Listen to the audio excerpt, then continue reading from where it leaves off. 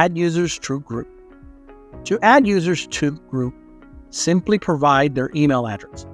Manage the project invitation. An invitation will be sent to the user for confirmation. They can join the user group by selecting the Manage Group Invite link within the email, logging into the DCKAP Integrator. The existing user can log into the DCKAP Integrator with his or her credentials. For new users, follow the on-screen instructions to sign up and set a password.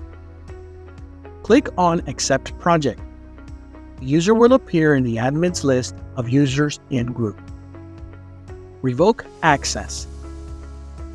When the need arises to revoke access for a user group, you'll discover that the DCKAP Integrator has made this operation straightforward and precise.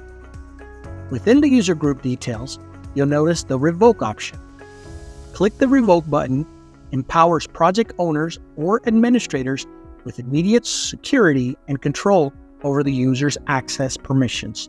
This action ensures that the access is promptly discontinued, safeguarding the integrity of your project environment. Subscribe to DCKAP on YouTube and explore the DCKAP Learning playlist. Check the description below for more.